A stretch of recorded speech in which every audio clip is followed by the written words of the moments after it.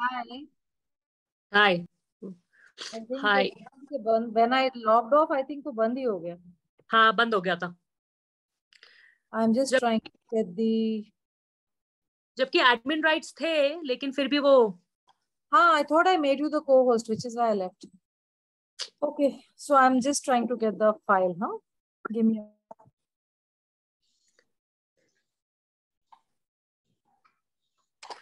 तो आप जो कह रहे थे डॉक्टर अरुण, वो इसलिए हटाया ना, वो सब पढ़ नहीं सकते. उसको मैंने नोट्स में डाला हुआ है, देखो नोट्स में नीचे स्लाइड में नीचे. नहीं, मैं इसमें से बोल दूंगा, मेरे पास है ना. I have written notes ना, मेरे पास है ना, कोई वो तो वैसे भी हमारी रेफरेंस के लिए ही है. हाँ बिल्कुल बिल्कुल, I understand. Yes.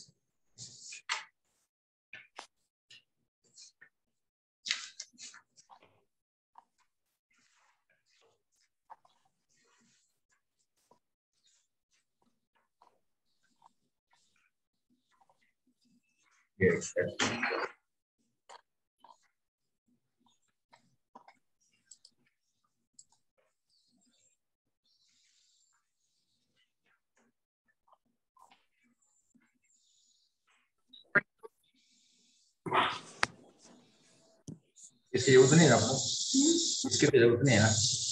नहीं. हाँ, ये अपने स्लाइड्स आ रही है ना, जरूरत नहीं है इसकी. मैं ऐसे बोल दूंगा, अगर आएगी तो बहुत अच्छी बात है, एक एक करके मैं बता सकता हूँ. वो वैसे वो आंटी करेंगे. अच्छा ठीक है, इधर प्रेजेंट करेंगे.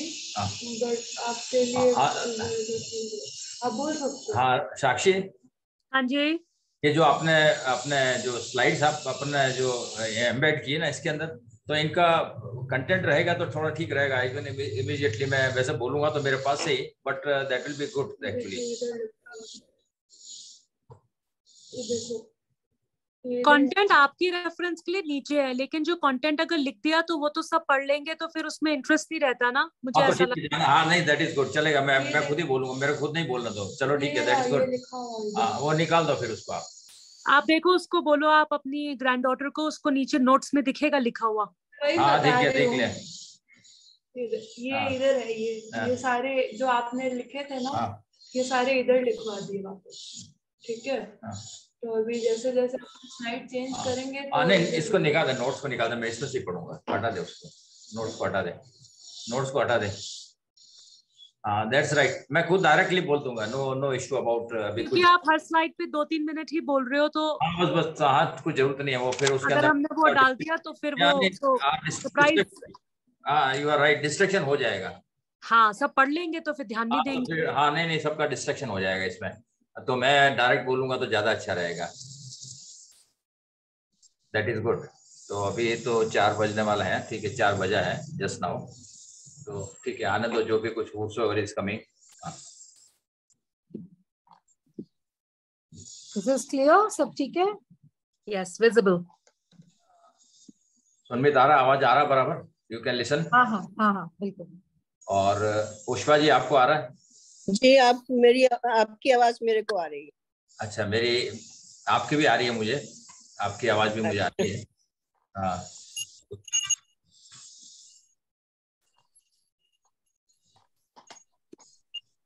सर 2-3 मिनट और रुक जाते हैं, और लोगों को ज्वाइन कर देते हैं. साक्षी 4-5. हाँ नहीं, actually 4 o'clock Indian IST time है, इंडियन स्टैंडर्ड टाइम है. ये थोड़ा सा 4 से 4:15 पे बज जाते हैं. तो दैट विल बी, किसी के यहाँ 4 बजे, किसी के यहाँ 4:10 हुआ, किसी को 4, तो 4:15 तक तो आप टाइम दो आराम से. So by that time we will. तो बस 5 मिनट. साक्षी ग्रुप्स में रिमाइंडर्स डाल देते हैं. मैंने डाल दिया, बुक क्लब में डाल दिया मैंने. डाल दिया. अच्छा, डाल दिया तो वेरी गुड.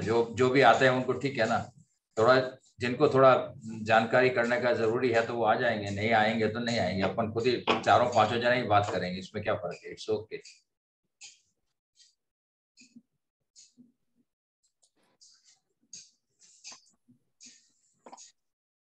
अच्छा, इसके मैं ही बोला था सुनमित, अपन जो ये apart from this what we have been talking, ये किताब के साथ में थोड़ा ऑफ रैक, मतलब कुछ ट्रैक हो जाएंगे तो चलेगा ना, because I have a bad habit of going here and there.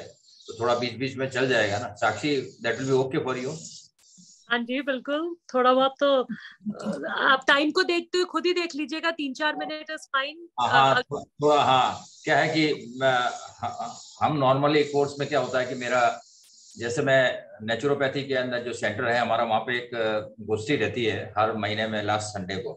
सो अभी इस संडे की कल है गोष्ठी हमारी, बट इंटेंशनली आया, मतलब मैं उसको स्किप कर रहा हूँ। मैं अभी अपना ये काम करना था, इसलिए they given me another subject, तो उस सब्जेक्ट पे मुझे बोलता तो फिर मैं इस सब्जेक्ट पे बात नहीं कर सकता था। So this Sunday I have skipped that meeting.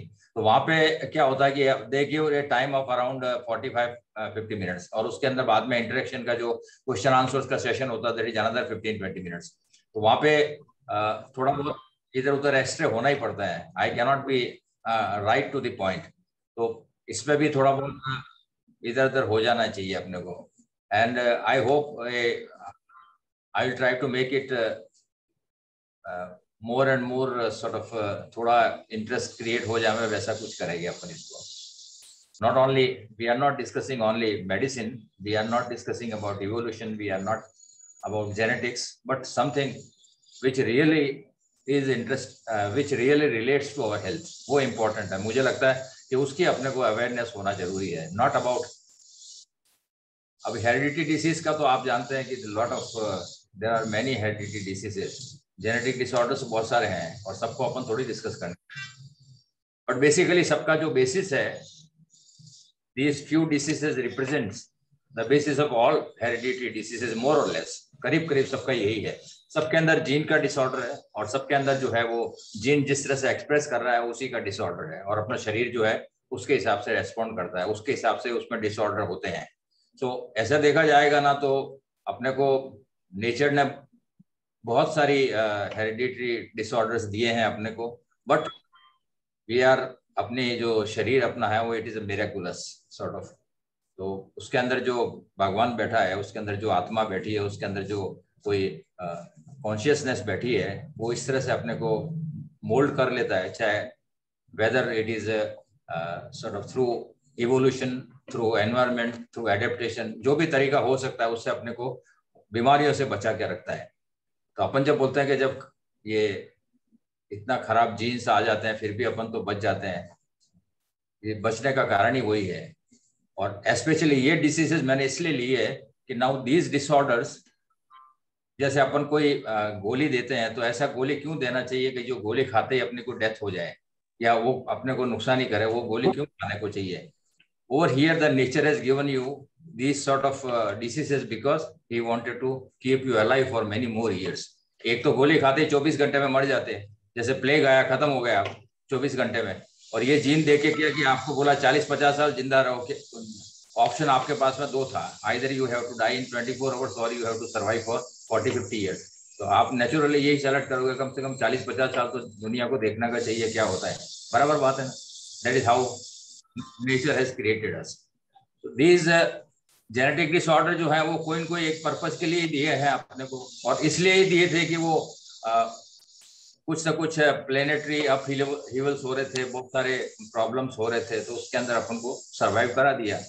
और अच्छा है कि दीज इवोल्यूशनरी साइंटिस्ट जो हैं उन्होंने ये बात समझ ली बराबर, and we have a answer to that one. अभी अपन उसका रेक्टिफिकेशन कर सकते हैं, मतलब जीन थेरेपी भी कर सकते हैं अपन। जैसे मान लो ये बीमारी जो अपन बात करेंगे, इसके अंदर अपन ब्लड लेटिंग कर सकते हैं, हीमोग्लोबिन, दोनों काम कर लेंगे। देखो रक्तदान तो महादान है, किसी को खून देना तो अच्छी बात है ना, तो खून देंगे तो ये बीमारी ठीक हो जाएगा, हेमेटोमेटोसिस।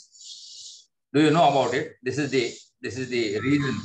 तो इसलिए भी दिया होगा भगवान ने, या कॉन्शियसनेस है या आत्मा ने अपने को बीमारी इसलिए दिया होगा कि चलो तुम नहीं तो ऐसे तो कभी खून दोगे नहीं किसको भी तुम, चलो इस बीमारी के बहाने तो बात खून दो, खून देते ही आप ठीक हो जाओगे।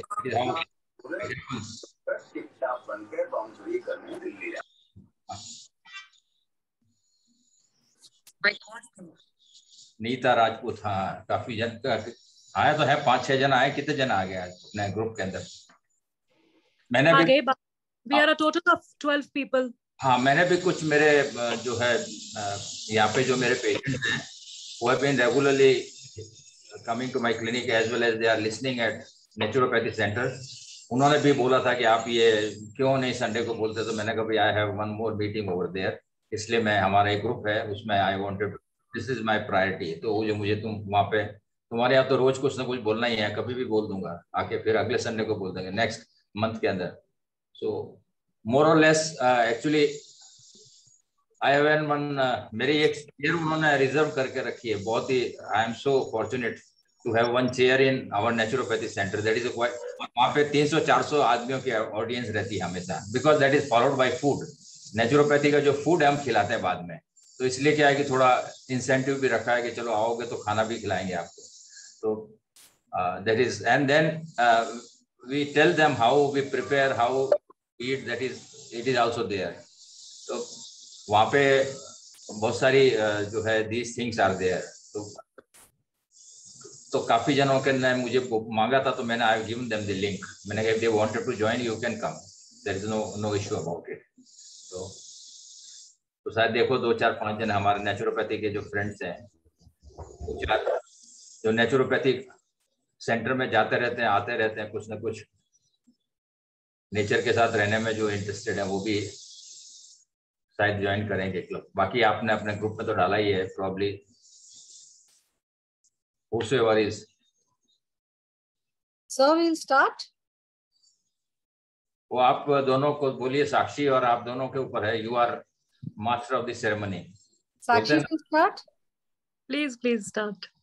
साक्षी बोलेगी तो बोल देंगे, हमको तो कुछ फर्क नहीं है सर, एंड लेट अस, कोई फर्क नहीं है उसमें।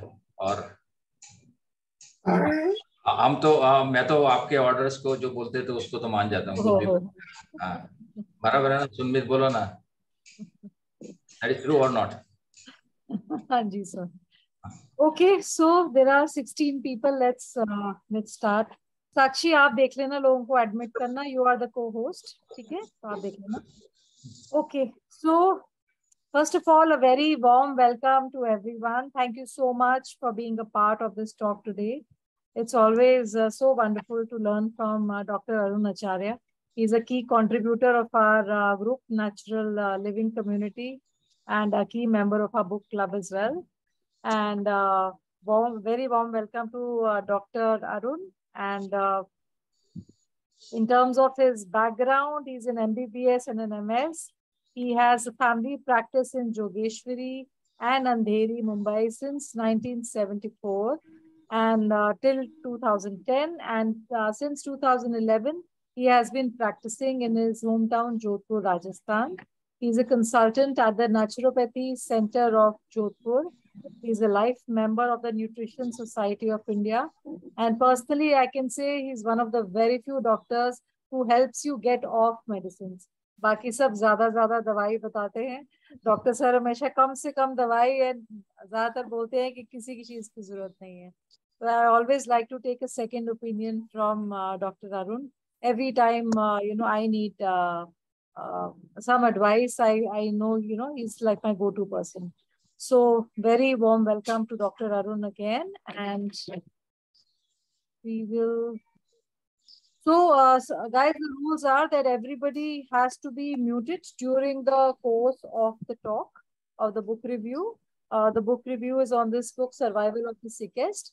You can put in your questions in the chat window, but you are not allowed to talk during the time Dr. Arun is speaking. And we will take the questions towards the end. Both me and Sakshi are co-moderating this discussion. So there are some questions Sakshi will be asking, some I'll be asking.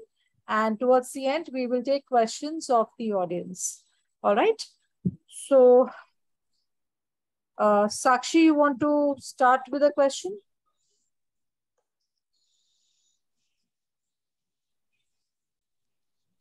I think we'll hand it over to Dr. Arun and he can start with his introduction, okay. A little overview on the book and something about the writer also. Okay. And you can share the screen. Okay. Abhi, the screen I have shared, it's not visible? You can't see my screen? We can see the screen, the first slide, which has details of the all right. session today, but the next slide, yes, okay. And onward. Sir, over to you with your introduction and then the book review. ये थोड़ी मेरी पुरानी picture है, तो मैंने because I was doing some sort of research in AIMS. यहाँ पे जो मेडिकल कॉलेज खुला नया, all India institute of medical sciences in Jodhpur. Fortunately, the one department head, he was known to me, and he happens to be my very close friend. He invited me to his college for inauguration purpose, and I was sitting in his chamber. It is not my chamber. It is a beautiful chamber from AIMS, और laptop भी उसका ही है जो अच्छा है बहुत. So I was over there only, and ये photograph उन्होंने खुद ने खींचा था, and I actually मैं इसको आपके साथ में शेयर किया है. Hopefully ये पहली. अच्छा, अभी टुडे इसमें कुछ और मेरा जो इंट्रोडक्शन उसमें और ऐड करने का था मेरा. मतलब I am of course it is nutrition society is located in Hyderabad. I have been there for about 3-4 months. It is a special course for medical doctors, because हमारे मेडिसिन के अंदर neither in MBBS nor in MS और nor in any sort of हमारा कोई speciality के अंदर nutrition नहीं पढ़ाते हैं. हमको पढ़ाते हैं DCS.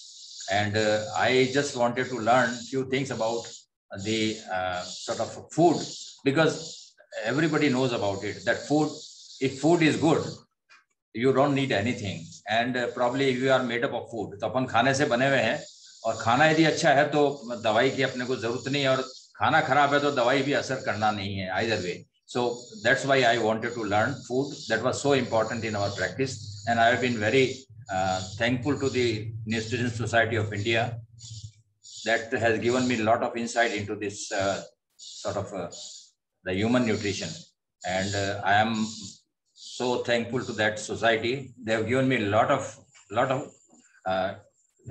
sort of this idea about the balanced diet and all that, and I have learned, and still it is in for last many years, nearly about 30 years or maybe more than that, I have been propagating the same idea about balanced diet. Balanced diet के बारे में बहुत जन को कुछ पता है, I don't know. अपन सोचते हैं कि उतना protein, carbohydrate, vitamins, everybody knows about them. Amino acids or antioxidants and all that, trace elements and all minerals and all that. But one thing is certain, the food part जो हमको वहाँ पे सीखा है मैंने, उसमें सबसे पहला ये बात है कि food जो है that is not meant to give biological sort of nutrition. That is not very important part. This is one part, but the major part is your pleasure, your joy. And second part, joy के बाद में जो है second part जो आता है वो है कि आपकी जो identity है, from where you belong, it identifies that one. और जब आप उस खाने को अंदर आपके शरीर में लेते हैं, that is ingestion करते हैं, जब food का जब आप लेते हैं, what you are doing, you are inventing a new you. आप अपना आप को नया बना रहे हैं. Then it is creating your whole personality. आपका नाक भी वही बना रहा है, कान भी बना रहा है, मुंह भी बना रहा है, आपका ब्रेन भी बना रहा है. So that food is so very important to us. In that way, not giving only nutrition. Nutrition देना ही खाली उसका काम नहीं है, ये अपने को हमेशा समझना पड़ेगा. तो जब भी कोई मेरे को प्रश्न ये पूछता है कि कौन सा बैलेंस डाइट है, तो मैं ही बोलता हूँ कि जो आपके पेरेंट्स ने आपको खाना खिलाया when you were growing up, और जो आपके ग्रैंडफादर ने, ग्रैंड पेरेंट्स ने खाना खिलाया है, that is best for you, whatsoever it is, and then it is your identity, your reason, your season, whatsoever is available, you have to take that one. वो बहुत important है, rather than choosing some selected foods, कि मैं तो खाली चावल ही चावल खाऊंगा, या मैं खाली दाल ही दाल खाऊंगा, या मैं खाली फ्रूट ही फ्रूट खाऊंगा. Every food item which has been provided by God is absolutely gold, is basically is a more than gold actually to us. बहुत ज़्यादा अपने को वो जरूरी है, वो सब चीजें थोड़ा थोड़ा करके everything we have to take, because we need some 50. So having said all these things about nutrition, I am what अभी जो मैं किताब आज आपके सामने what I am talking about is one book that has always fascinated me. It was so fascinating. जब मैंने पहली बार इसको पढ़ा, in I think the first edition was of this book was in 207 or 208, maybe less, मतलब 207 की बात होगी या 206 की बात होगी. I read it in Jaslok Hospital. I was seeing one patient, वहाँ जब गया था मैं देखने को, तो ये किताब मेरे को वहाँ पे दिखी और I just bought it, that book. Instantly there was I fell in love with this book, और जब मैं इसको पढ़ा तो मुझे और भी अच्छा लगा. अब इसमें there are few terms which are basically slightly technical and of academic interest, पर अपन जो आज बात करेंगे अपन उसमें मैं उन टर्म्स को सिंप्लीफाई करके आपको बता दूंगा. तो ये किताब पहले तो ये मैं आपको बता दूंगा, it is about your life. आपकी जिंदगी जो है, जो जी रहे हैं अभी, उसके बारे में है. अबाउट एवरीवन जो बायोलॉजिकल क्रीचर है इस दुनिया के अंदर उसकी किताब है ये, और उसके बाद में उसका इवोल्यूशन है, जिस तरह से वो इवोल्व होके आए हैं उसकी ये स्टोरी है। और सेकंड पार्ट उसमें ये है कि why we have chosen this book, because अपने को सबको एक इनबॉर्न अपने अंदर एक जिज्ञासा होती है टू लर्न समथिंग न्यू, क्योंकि we are made up of 3 things, सच चित आनंद, जैसे आप सब लोग जानते हैं कि अपन उस ऑलमाइटी, उस जो सबसे बड़ी जो है दुनिया में जो है, उस जिसने कि सबको बनाया है, वो उसके अंश है अपन, we are part of that one. तो जब अपन उस अंश के अंश है तो अपन के अंदर तीनों उसके ही कैरेक्टर हैं अपने अंदर। नंबर 1 इज सत चित एंड आनंद, we want to know everything, we want to remain always, हम अमर होना चाहते हैं। और तीसरा we wanted to be knowledgeable, और उसके बाद में ब्लिस जो कि अनइंटरप्टेड होना चाहिए, रोजाना आनंद आने को चाहिए। एंड प्रॉब्ली जब अपन कोई चीज नया देखते हैं, सीखते हैं, तो वी लर्न लॉट ऑफ, हमको बहुत इंटरेस्ट आता है इसके अंदर। सो that is what the purpose of the life is all about. तो ये तो लाइफ की बात इसने कह रही है। दूसरा ये कह रहा है कि नथिंग एग्जिस्ट इन यूनिसन, एक के साथ में कोई रहता नहीं, एवरीथिंग सब के साथ में अपन रहते हैं। जैसे अपना शरीर, अभी आप बैठे हैं जहाँ पे, वहां पे समझ लीजिए जितने भी जन आप लोग हैं यहाँ पे, यू आर नॉट अलोन। आपके शरीर के अंदर आपकी जो सेल्स हैं, जो 100 खरब कोशिकाएं हैं करीबन, उससे 30 से 40 गुना ज्यादा आपके ऊपर जो जर्म्स हैं आपके शरीर के अंदर, either on your surface of your body और दे में बी इनसाइड यू, वो कहीं पे भी है, वो आपके अंदर है सारे। And you will be surprised that हमारे को जो जीन्स हैं बॉडी के अंदर, दे आर अराउंड 30,000, और बाकी के जो 3 बिलियन जो अपने न्यूक्लियोटाइड्स हैं उसके अंदर जो दूसरे जीन्स हैं वो है अपने को जर्म्स के। तो ये तो, और उसके बाद में जब सेकंड बात अपन लाइफ की बात करते हैं तो हमेशा एक चीज उसके साथ अटैच होती है, दैट इज अ डिसीज। अपन को कभी भी अपन हमेशा चाहते हैं कि अपन हेल्दी रहे, nobody wants to be sick, but we fall sick, अपन बीमार हो जाते हैं, ऐसा कोई बात नहीं है।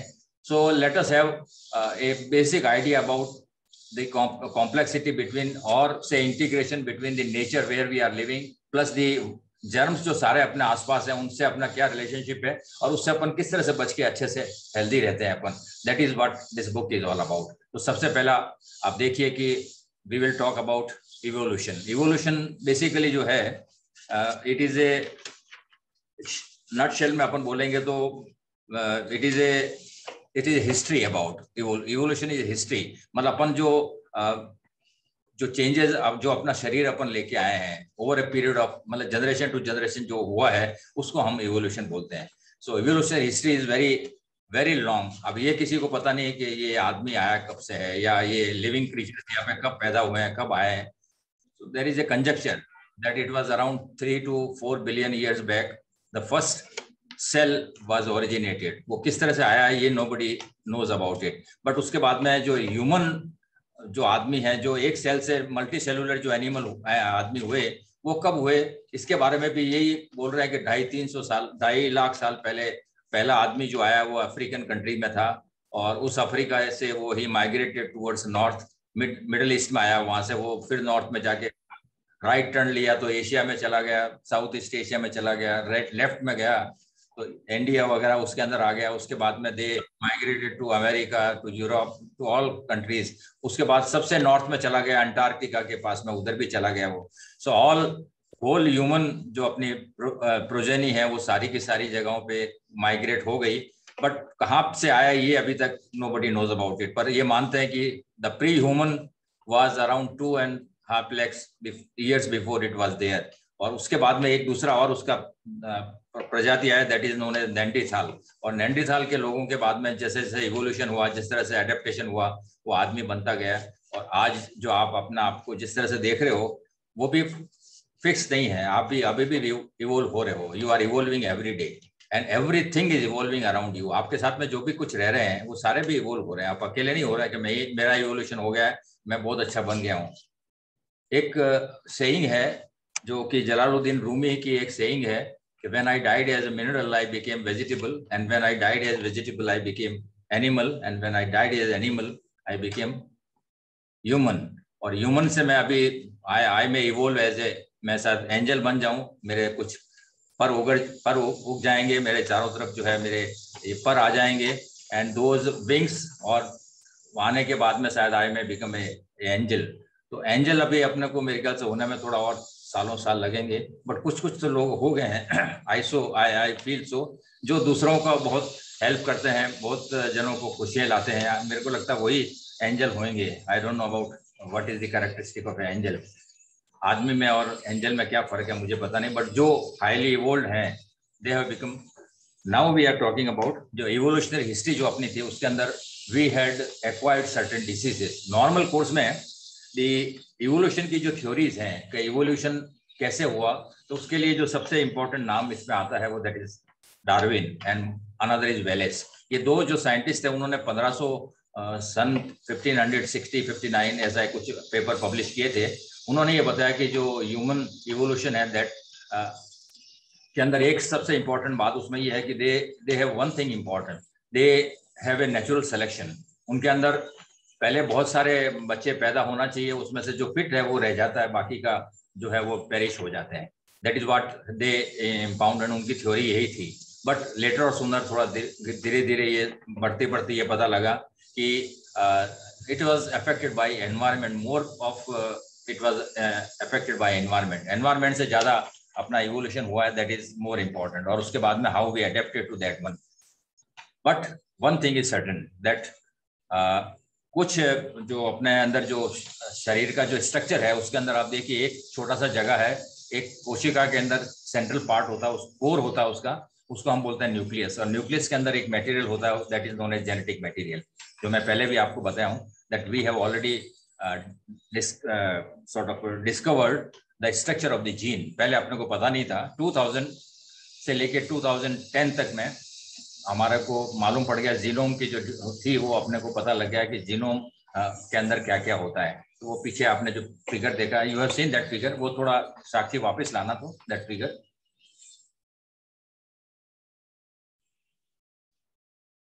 या this is about every cell अपने शरीर में, चाहे वो मसल सेल है, चाहे हार्ट का सेल है, चाहे बोन का सेल है, किसी का भी सेल है, this is the common structure. The cell has got very important 2 threads that is known as chromosomes. और क्रोमोसोम्स से अंदर जो है दूसरा स्ट्रक्चर जो है उसको हम बोलते हैं DNA. Now DNA is like this double helix sort of structure, उसके बीच के अंदर आप देख रहे हैं nucleotides. Now these are only 4 type of sort of amino acids are there. ये न्यूक्लियोटाइड एक दूसरे से जो बंधे हुए हैं ना, उसके अंदर एक constantly they have same sort of pattern over there. ये 4 ही अल्फाबेट है। ये समझ सकते हैं कि जैसे अपन को इंग्लिश लैंग्वेज में 26 अल्फाबेट है, अपना शरीर को जो बनाता है वो 4 अल्फाबेट हैं, चाहे किसी को भी बनाते हैं। तो these 4 alphabets they have different, मतलब उनको अलग अलग जगह पे रख देते हैं उनको, तो वो अलग अलग तरह के स्ट्रक्चर्स बन जाते हैं। जिस तरह से आप ABCDEF में अलग अलग वर्ड्स बना लीजिए, वर्ड्स बनाने के बाद में यू कैन मेक सेंटेंसेस, और सेंटेंस बनाने के बाद में आप पूरी किताब भी बना सकते हैं। Similarly these sort of DNA के अंदर जो न्यूक्लियोटाइड्स हैं दे आर अराउंड 3 बिलियन, और उनकी जो सीक्वेंस है that makes what we are. तो डिफरेंट टाइप के आदमियों में सब में डिफरेंट सीक्वेंसेस होती है। और इसके अंदर जो है पूरी डीएनए में जरूर नहीं है कि सारे के सारे जीन्स ही हों। Few parts of this DNA has got very important message, जो सबसे ज्यादा मैसेजेस कर सकते हैं या सबसे ज्यादा अपने सेल्स के अंदर चेंजेस कर सकते हैं, उनको हम बोलते हैं जीन।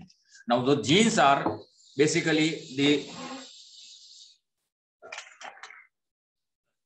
दे आर बेसिकली अपने को शरीर को जो भी मैसेज देना है, जो भी अपने को बनाते हैं वो जीन्स बनाते हैं। तो मैं थोड़ा डेफिनेशन में, जैसे इवोल्यूशन का डेफिनेशन मैंने आपको बता दिया है। I will give you the definition of the gene क्या होता है, जो मैंने आपको बता दिया कि it is in the DNA. और दिस जीन से ही अपन सारे जो अपना शरीर जैसा भी बनता है, because these are the things which decide your sort of आप किस तरह से बनेंगे, किस तरह के प्रोटीन अपने को चाहिए, किस तरह के आपका शरीर का कलर होगा, नाक का कलर होगा, आँख का शेप होगा, आँख के अंदर जो कलर आपका होगा, हेयर्स का कलर होगा, कैसे आपकी फिजिक होगी, किस तरह की आपकी लेंथ होगी, ब्रेड्थ होगी, whatsoever, all the physical characters as well as your biochemistry, that depends upon your DNA, your genetic makeup. So genes are like that only.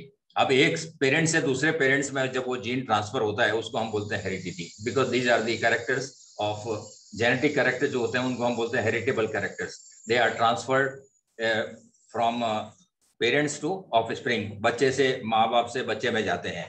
And if that because of certain many things, these characters may change, मतलब जो gene जब transfer होता है, मतलब parents से बच्चे में जब आते हैं तो दे माइट गेट चेंज, उसको हम चेंज को बोलते हैं mutation. That is these terms. तो ये टर्म्स आ गई. अब अपन सबसे इंपॉर्टेंट कुछ डिसीजेज में आते हैं जो कि इंपॉर्टेंट है to know about and there very interesting. उससे अपन आज बात करेंगे. तो लेट अस, वो आगे वाली स्लाइड देखना तो मैडम, लाना था. तो सबसे पहले अपन बात करते हैं एक जेनेटिक वेरिएशन की, and that is known as haemochromatosis. Now ये जो किताब जो अपन आज डिस्कस कर रहे हैं, इसका जो ऑथर है doctor Sharon, he himself was suffering from this hemochromatosis. वो जब 14 साल का था तो उसने क्या देखा कि अपने ग्रैंडफादर जो थे, he was all the time, he was around 70 years or maybe more than that. तो उस समय वो क्या होता था कि जब वो 15-20 दिन होता था और उसको बहुत शरीर में तकलीफ होती थी, दर्द होते थे, बुखार चढ़ जाता था और भी तकलीफ होता था, तो वो क्या करता था, ब्लड डोनेशन के अंदर जाता था, ब्लड डोनेट करके आता था. उस समय वो एकदम चीयरफुल हो जाता था. ही ऑलवेज लव्ड डोनेटिंग ब्लड. तो ब्लड डोनेशन में उसको बहुत मजा आता था. तो ये तो बच्चा था, वो समझता नहीं था कि ये क्यों ब्लड देने को जाने के बाद उनको मजा आता है. Blood letting was his, he loved it and really he loved it. तो इसलिए उसने पता लगाया कि ये ब्लड देने से इसको मजा क्यों आ रहा है. So then he found that he was suffering from a disease that was hemochromatosis, and then he had also associated another disease, and that was Alzheimer's disease. He was forgetting everything. He was not recognizing lot of.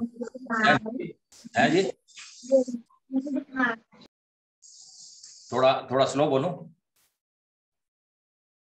Is there any? No, you're fine. वो कोई muted नहीं था, उनकी आवाज आ रही थी, मैंने उनको म्यूट कर दिया. कोई बात नहीं. तो मैं ये बता रहा था कि वो जो शेरॉन है, उसके ग्रैंडफादर को ब्लड देने में बहुत अच्छा लगता था. सो ये एक बात थी उसके अंदर. ऐसा नहीं था कि वो ब्लड डोनेट करना ही जरूरी था. उसको एलोरिस्टिक जो होता है ना बहुत जने के, भाई मेरे को रक्तदान महादान है, वो दान के हिसाब से नहीं दे रहा था, because he was getting feeling good about it. और दूसरा, बिकॉज ऑफ ब्लड लेटिंग करने के बाद में उसको जो उसका जो एल्जाइमर्स जो है वो उसमें भी थोड़ा सा इंप्रूवमेंट उसको होता था. But that was there. ये सो बाद में हमको जब ये शेरॉन जो था, इसने पता लगाया कि बीमारी का क्या मतलब रहता है, क्यों इसको बीमारी आई. और उसके बाद में जब वो थोड़ा बड़ा हुआ तो when he did the research, उसने कहा हेमोक्रोमेटोसिस एंड अल्जाइमर्स का बड़ा भारी आपस में दोनों में रिलेशन है. And then he found out that haemochromatosis is a genetic disorder. मतलब मेरे ग्रैंडफादर जो थे, he was from a European descent, and that fellow, जो भी यूरोपियन डिसेंट के लोग थे, उन सब के अंदर around 25% of those people had this genetic variation. जो हेमोक्रोमेटोसिस का जीन था वो उसके अंदर था. और बट बाद में क्वेश्चन ये उठता है कि एक डिफेक्टिव जीन जो है, जो कि आपको बीमार करता है, वो जीन आपके पास में क्यों आना चाहिए था ड्यूरिंग एवोल्यूशनरी हिस्ट्री. उसका कारण ये पता लगा कि उसके अंदर इसलिए आया because they wanted to keep those generations को alive करने के लिए, उनके ancestors को जिंदा रखने के लिए ये जीन दिया गया. क्योंकि उस टाइम एक 1300 के आसपास में, 1340-50 के आसपास में 2 साल के लिए एक बहुत ड्रेडफुल डिसीज आया था. उसका नाम था ब्यूबोनिक प्लेग. और उसके अंदर 25 million approximately, they are not estimate, it may be more than that, but it is a rough estimate that around 25 million people, 2/3 of the population of the Europe, that perished in that particular plague. उसके अंदर वही आदमी बचे जिनके ये genetic variation था, जिसके अंदर ये जेनेटिक म्यूटेशन हुआ था. हेमोक्रोमेटोसिस का जीन जो था, ये क्या करता है कि it is basically related to the iron metabolism. तो आयरन की मेटाबॉलिज्म जो है, दैट उसमें आयरन लॉकअप हो जाता है. That means it is not available to places where it is needed most. जैसे खून के जो कण है, उसके अंदर खाली एक कण के अंदर ये नहीं रहता, बाकी सब में आता है. और उसके बाद में दूसरे जो ऑर्गन्स हैं, उसके अंदर आयरन जो है वो जमा हो जाता था. सो it is A iron overload disease. Brain में अपने को आयरन जो है नहीं जमा होना चाहिए. सिमिलरली लीवर में नहीं जमा होना चाहिए, किडनी में नहीं होना चाहिए, मसल्स में नहीं होना चाहिए, पेनक्रियाज में नहीं हो. No organ should be overloaded with iron. That is most important part. खाली ब्लड के अंदर अपने को जो है आयरन जो चाहिए, खाली ऑक्सीजन कैरिंग के लिए अपने को. और उसमें क्या हो रहा था, in because of this gene या genetic disorder, what was happening in those people, they were having a, जो इनकी आयरन की मेटाबॉलिज्म थी, और आयरन जो जिस तरह से बॉडी एक्सेप्ट कर रहा था वो गलत तरीका था. That means lot of iron was being deposited in their different organs. और जहाँ पे चाहिए होता था वहाँ नहीं था. पहले अपन सोचते थे कि आयरन जितना ज्यादा होगा तो अच्छा है, एवरीथिंग बहुत ज्यादा होगा तो iron is good, iron is good, everybody was telling. But बाद में ये पता लगा कि moderation is the key of everything. Moderation में ही होना चाहिए था, इतना ज्यादा नहीं होना चाहिए, पर इसमें तो पॉसिबल ही नहीं था because it has a genetic disorder. तो आयरन को जमा करने की शरीर के अंदर प्रॉब्लम थी। And now you can understand why a defective gene was given to those people of Western Europe कि जिनके अंदर की उनके अंदर इसलिए बचाया कि उनको बचाने का था। And nature always wanted to make you survive and then reproduce. तो उनको अब ये प्रश्न भी जो मैं अभी बात आपसे किया कि अभी जिस चीज से जिस गोली को खाने से अपन मर जाते हैं वो अपने को जीन्स क्यों आया कि उसको होते ही अपन मर जाएंगे, because it is dreadful disease, why should it be there. तो पहला उसका कारण ये था कि जो 24 घंटे प्लेग से तो मर जाते हैं 24 घंटे में, but if you have haemochromatosis you will survive for 40-45 years. Now अभी तक आते आते क्या हो गया, अपन को इसका ट्रीटमेंट भी मालूम हो गया है, we can manage it now. और पहले अपने को ट्रीटमेंट भी पता नहीं था, और बट हीमोक्रोमेटोसिस होने से ये हो गया कि जो सक्सेसिव जनरेशंस थी दे survive, and all those people जो आज भी सर्वाइव कर रहे हैं उसमें हालांकि थोड़ा बहुत वेरिएशंस हो गए हैं because of the evolutionary adaptation and all that, because a lot of weather and all that have changed. तो अभी अपन थोड़ा बहुत तो सेव हो गया उसके अंदर। तो फिर भी शेरोन ने तो उसको मालूम था कि ये मेरे अंदर बीमारी है, तो he immediately started, first he diagnosed it, then again he started treating it. तो अभी तो चिलेशन थेरेपी वगैरह है अपने पास में, वी कैन गिव चिलेटर्स, आयरन के चिलेटर्स होते हैं जो जहाँ जहाँ आयरन होता है उसको लॉकअप कर देते हैं। और उसकी जो मैकेनिज्म थी वो अपने को cause and effect we understood about this and then how we have managed it. So this is about haemochromatosis, ठीक है ना। नेक्स्ट में क्वेश्चन पूछ लेंगे आपको, और because there are lot many other genetic variations in genetic diseases in relating to the blood, पर अपन उनको सबको डिस्कस नहीं करते। This is say it is representative of all these things. उनके साथ immediately they are not as dreadful as haemochromatosis is there, sickle cell anaemia है, thalassaemias and all this anaemias and all that, तो these are all there, but ये सबसे ज्यादा dreadful था, इसलिए अपन ने इस सब्जेक्ट को, उसने शेरोन ने, और शेरोन खुद को भी ये बीमारी थी, so he researched about it and then he found that lot many diseases are there which are being carried into us from our ancestors। और हालांकि they were now when it is coming, हमारे अंदर जब ये आ गई है तो हमको लगता है कि ये बीमारी हमको क्यों दी उसने, हमको तो प्रेम करता था वो, हमारे पेरेंट्स तो हमको प्रेम करते हैं, हमको ये बीमारी क्यों दी है। तो हीमोक्रोमेटोसिस इसलिए उसको दी थी कि बिकॉज उनके जो एंसेस्टर्स है उनको बचने का था प्लेग से। So coming on to the next, diabetes पे बात कर लेते हैं, चलिए। Dr. Arun, there are 1 or 2 questions that we'll ask. Yeah, sure. तो अभी क्वेश्चन पूछें बीच में या टुवर्ड्स द एंड पूछें? नहीं अभी पूछ सकते, कोई फर्क नहीं है, साथ के साथ दे देंगे जवाब, no issue about it. Sir ये जो आपने अभी बीमारी बताई है हेमोक्रोमेटोसिस, इसके अलावा और भी कोई और जेनेटिक डिजीजेस हैं जो ब्लड से रिलेटेड है? आयरन से रिलेटेड कम है, but shape of the blood and all that, मतलब जो रिलेटेड हीम से, मतलब ये हीम है, हीम का मतलब आयरन, बट उससे रिलेटेड भी कुछ बीमारियां जो ब्लड से रिलेटेड है, आपका उसमें इंटरेस्ट हो सकता है सबका। There is another disease that is known as sickle cell anaemia, there is another disease that is known as thalassaemia. They have chromosomal defects but they are genetic disorders, और उनको देने का कारण भी अभी तक तो अपने को पूरा पता नहीं लगा है कि why this genetic trait is there, but may be आगे आने में अपन को पता लग जाएगा कि it was given because of it wanted to, मतलब अपने को सर्वाइव करने के लिए रखा कि नहीं रखा, that we don't know. That sickness was given to us because of something जो कि अभी अपने को पता नहीं है। जैसे हमको हीमोक्रोमेटोसिस पता लगी 2000 के अंदर कि ये एक बीमारी है जो कि हमको बचाए थे सबसे, और अभी हमारे अंदर वो ट्रेट है, तो इसलिए इसकी बात है। और बोलिए। सर ये बीमारियां आती हैं, you have to live with them और can you get rid of them in your lifetime, जैसे हेमोक्रोमेटोसिस? हाँ, हीमोक्रोमेटोसिस तो रिड हो जाएगी। हीमोक्रोमेटोसिस जो है ना वो तो आपके, मतलब कोई भी जेनेटिक डिसऑर्डर कभी भी रिड ऑफ नहीं हो सकते अपन, there is no cure for any disease like that, पर उसमें क्या है कि we can easily manage it and we can survive healthily, and आराम से हम रह सकते हैं उसके साथ में। With that disease we can live absolutely an healthy life, that is important.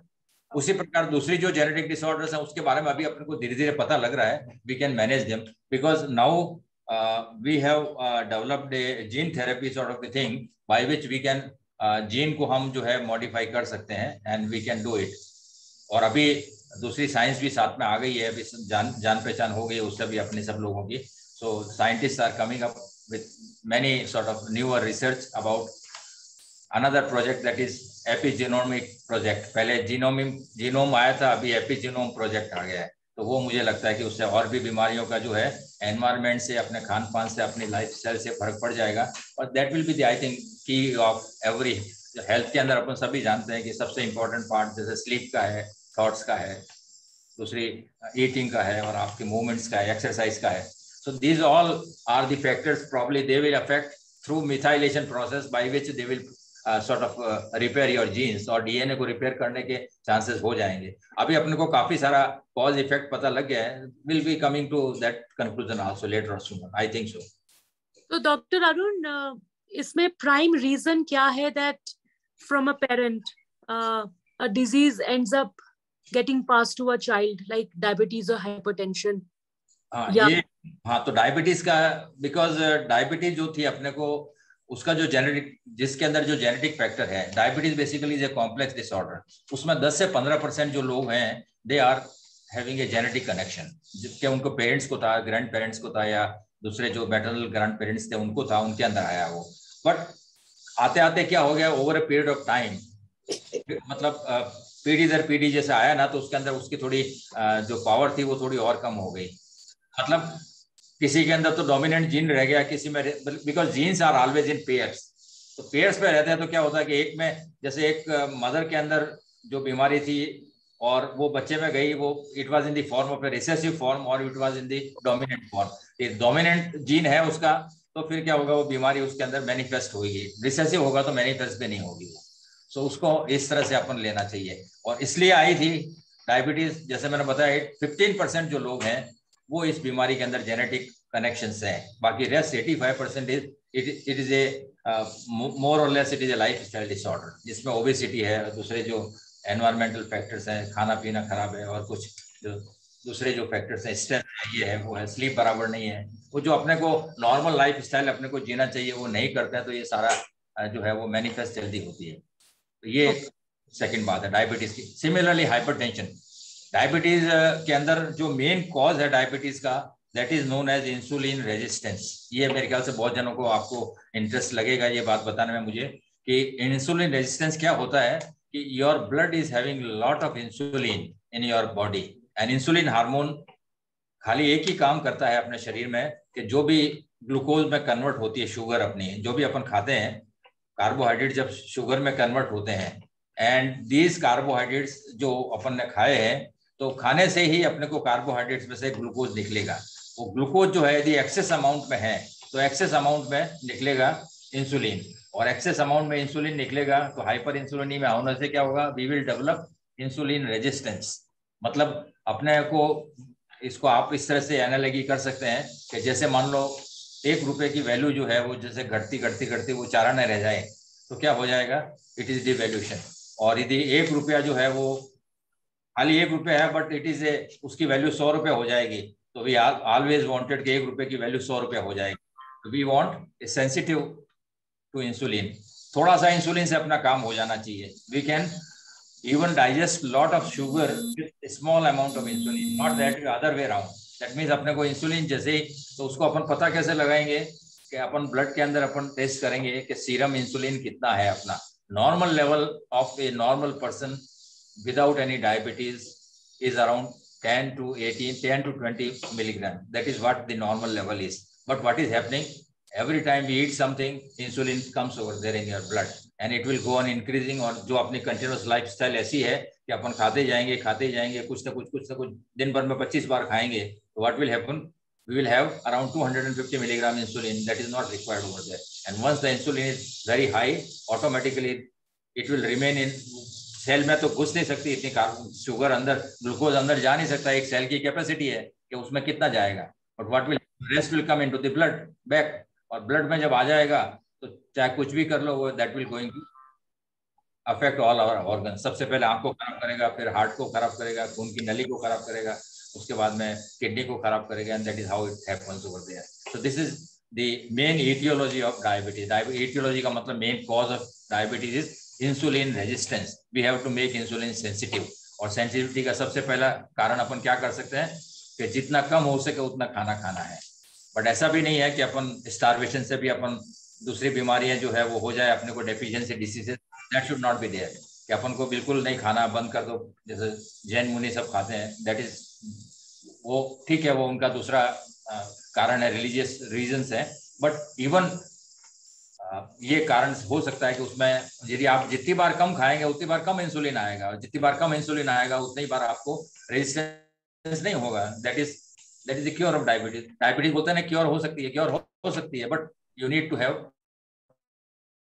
That much sort of, आपके अंदर इतना विल पावर होने का चाहिए कि बार बार खाने का जो हैबिट है that you have to leave, that is important part. ये डायबिटीज का कारण है, और डायबिटीज का जीन इसलिए दिया था because in a ice age that lasted only for about maybe around 10 to 12 years, that never lasted for 500 years or 1000 years. वो जब आइस एज आया था उस समय क्या हुआ था कि the people they starved and froze to death, उनकी सबकी डेथ हो गई और वो जो है उनको खाना मिला नहीं, and they died because of that. तो जब स्टारवेशन से डेथ हुई थी, that was because that was a, उस समय पूरे ग्लेशियर जो थे they just melted and there was a big ice age and that lasted for around 10 years. तो उसके अंदर वही आदमी बचे जिनके अंदर की ये जीन था डायबिटीज का, और वो बहुत सक्सेसिव जनरेशन के अंदर it was transmitted to the next generations, वो सब के अंदर आ गया। हालांकि ये जीन जो था it was creating insulin resistance, that gene was creating one thing that is insulin resistance. और आप जब एक फ्रॉग को जानते हैं जो स्नो फीट ये वुड फ्रॉग होता है, you know about the habits of the frog, उनके हाइबरनेशन के अंदर क्या होता है। The main thing about frog is वो हाइबरनेशन में 2-3 महीना अंदर चला जाता है, तो उसमें क्या करता है कि उसका शरीर में इंसुलिन रेजिस्टेंस डेवलप हो जाता है, and that insulin resistance keep him alive, क्योंकि उसमें जो भी शुगर अवेलेबल रहता है that is being utilised for उसके सर्वाइवल के लिए, वो सफिशिएंट रहता है, that is how it is there. और यही बात, और दूसरा एक छोटी सी बात और है इसके अंदर कि जब कोल्ड सीजन आता है तो अपना ब्लड शुगर जो है वो कम हो जाता है, सॉरी बढ़ जाता है, और जब वार्म सीजन होता है तो उसमें अपना ब्लड ग्लूकोज यदि आप नापेंगे तो आपको लगेगा कि इट हैज रिड्यूस्ड। तो ये कम आने का कारण ये है कि जब आप गर्मियों में आपका ब्लड शुगर नापने को जाएंगे तो पता लगेगा इट इज ब्लड, क्या मेरा तो डायबिटीज ठीक होना हो गया है, ठीक नहीं हो गया है, it is because of the weather, there are some variation in the weather, weather में जो वेरिएशन होता था, एंड दैट सिग्निफाइज अगेन कि आइस एज के अंदर जो है how we survive in that way, so that is. और ये डायबिटीज का ही बात होगी अपनी, और क्यों जीन अपने को दिया। अब हाइपरटेंशन की बात जो करेंगे, सिंपल थिंग, हाइपरटेंशन के वैसे तो बहुत सारे multiple causes are there, but one cause is another genetic disorder. इसमें भी 10-15% जो है genetic factor is there. Lifestyle factor तो है ही है, लाइफस्टाइल फैक्टर इस तरह से भी आप ले सकते हैं कि नॉट अपार्ट फ्रॉम दैट, अभी जो आपकी कंडीशन है वो, but since from childhood you have been seeing the same atmosphere, you are living the same, आपकी हैबिट वही है, आपकी पर्सनालिटी वही है, आप उसी तरह से रह रहे हैं, वही तरह से खा रहे हैं जो आपकी फैमिली खा रही है, तो ऑटोमेटिकली फैमिली, ये कहने का गलत हो जाएगा कि because it is A familial disease, it is not a familial disease. ये फैमिली जैसे रह रहे हैं वैसे आप वही लाइफस्टाइल अपना लिया आपने, जैसे आपके जो पेरेंट्स जिस तरह से रह रहे हैं, बिल्कुल एक्सरसाइज नहीं करते हैं, कुछ खाते पीते भी उल्टा सुल्टा है, सब कुछ ध्यान नहीं रखते हैं, how it will affect you also, because you will also follow your parents and all that, और उसी एटमॉस्फेयर में आप रह रहे हैं तो automatically lot of stress, lot of, मतलब किसी को प्रेम नहीं करना, किसी को सबको दुखी कर देने का, खुशी नहीं रहने का, ऑल दीज फैक्टर्स, अच्छी तरह से नींद नहीं लेने का, ऑल दोस फैक्टर्स जो आपके फैमिली में हो रहा है वो आप ही करते जाते हैं, that is how it happens. तो ये एक फैक्टर है। दूसरा जो इसके अंदर है that is the sensitivity to salt. उसमें इंसुलिन रेजिस्टेंस था, इसके अंदर सॉल्ट की सेंसिटिविटी है, that is important. Small amount of the salt जो अपने खाते हैं एक्स्ट्रा, मतलब नॉर्मल कोर्स में जो फूड में आता है वो तो छोड़ दीजिए, वो तो है ही खूब सारा, that is sufficient to maintain your biochemistry. जो आपके जो मिनरल कंपोजिशन है ब्लड का वो मेंटेन करने के लिए जो आप फूड के अंदर ले रहे हैं, that is enough for that, enough for you. But what is happening that we are taking extra salt, and that जैसे जितने भी ये ब्रेड्स वगैरह आती है, बिस्किट्स आते हैं, और भी दे और कॉन्डिमेंट्स वगैरह आते हैं, they all contain lot of iron, this lot of salt, and that salt sensitivity causing hypertension, वो करती है अपने को बीमारी। अब इसके अंदर क्या हो गया, now these people who have descended from the northern part, जो अमेरिका के, नॉर्थ अमेरिका और फ्रॉम दैट एरिया, उनको क्या हो गया था कि they had this particular hypertensive gene. तो ये because they migrated from African countries to America गए थे, वो सारे अफ्रीकन कंट्री से गए वहाँ पे, तो देयर कंडीशंस वेरी बैड। जब ट्रांसपोर्टेशन उनका हुआ, माइग्रेट हो रहे थे, तो उस समय तो इतना कोई साधन जाने आने का नहीं होता था, तो दे वर ट्रांसपोर्टेड इन, मतलब बल्क के अंदर उनको भर भर के स्लेव ट्रेड करते थे वो, तो दे वर डूइंग ऑल, उनको ले जाके हर जगह पे, उनको पानी भी पीने को मिलता नहीं था, खाना भी मिलता नहीं था, तो पानी नहीं मिलता था तो डिहाइड्रेशन से फेटल डेथ, मतलब डिहाइड्रेशन से मर जाते थे। But those people who had this hypertensive gene, salt sensitivity का जो जीन था जिनके अंदर, दे रिमेन अलाइव, और वो उनकी जो जनरेशन है बाद में आई, तो they have all this particular gene वो साथ में लेके आए, और उनको सॉल्ट सेंसिटिविटी थी, तो थोड़ा भी सॉल्ट ऊपर से खाया और उनका प्रेशर जो बढ़ जाता था। That is how it happen. तो जो एफ्रो अमेरिकन है, पॉपुलेशन जो अभी अमेरिका में है, उसके अंदर सबसे ज्यादा हाइपरटेंशन उन्हीं लोगों में है। That is what about this is all about. और साक्षी, इसके बारे में कोई any question about hypertension? Hypertension को तो लेके नहीं था, but we did want to ask you कि was diabetes evolution's response to the last ice age? Yeah, absolutely. Because that made us insulin resistant. यदि वो अपने को इंसुलिन रेजिस्टेंट नहीं बनाते थे उस समय, तो क्या होता था कि सारी की सारी जो है पॉपुलेशन पेरिश हो जाती थी because of starvation, and that is how it happened. So that always थोड़ा सा भी जो था खाना पीना जैसा भी अपने शरीर में पहले से खाया, तो ग्लूकोज का मात्रा इतना अपने ब्लड के अंदर था कि it made us survive for days together. तो अपने को ग्लूकोज की कमी हुई नहीं, and we remain alive. That was the response to cold age, ice age, sorry. So that is about diabetes. और अभी भी अपने को देखिए कि you will be surprised.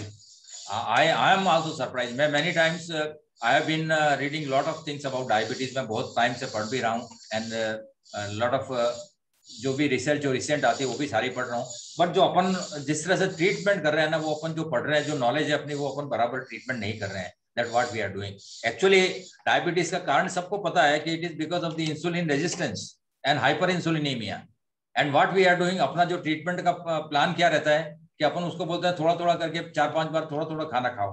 क्यों खाना खाने का थोड़ा थोड़ा? Then how you will going to cure it, how you are going to manage it? That is impossible. And second part what they are been doing कि उसके अंदर ऐसी ड्रग्स देते हैं कि जो खाली मीटर के अंदर तो ब्लड शुगर कम बता देंगे, but what they have been doing, they are increasing your insulin secretion. Once they are increasing the insulin secretion, एक डायबिटीज का जो पार्ट है that is juvenile diabetes. Diabetes, as you know, it is of 3 types. One is juvenile diabetes, that is in the जो छोटे छोटे बच्चे रहते हैं उनको होता है। सेकंड जो डायबिटीज है दैट इज एडल्ट ऑनसेट, जो बड़े के अंदर होता है 25-30 साल के लोगों में। और तीसरा जो ग्रुप है तो उसमें होता है गेस्टेशनल डायबिटीज। जब प्रेगनेंसी होती है तो डायबिटीज बहुत जन को हो जाता है, but once the child is born the diabetes goes. But either way, in every situation, the problem that cause remains same, and that is insulin resistance. And we have discussed, Sunmit knows about it, we had discussed earlier also that there are 2 hormones, one is a villain and one is hero. Insulin is a villain hormone and the growth hormone is the hero. Now growth hormone जो है वो अपने को young करता है, ये अपने को एजिंग से कम करता है, it makes you healthy, and whereas insulin makes you sick.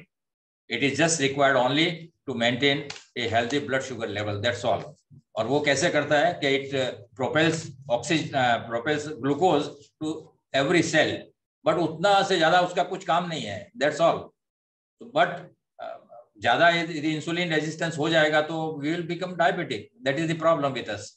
So अभी भी ये डायबिटीज का अपने पास अपनी जो अभी whatsoever your finding is, and then there are lot of drugs they are causing this insulinemia. That is another factor. Many drugs, many hormones, they cause hyperinsulinemia. But that is not a response to cold or anything else. That has nothing to do with evolutionary response या evolutionary pressure. वैसे कुछ बात नहीं है वो.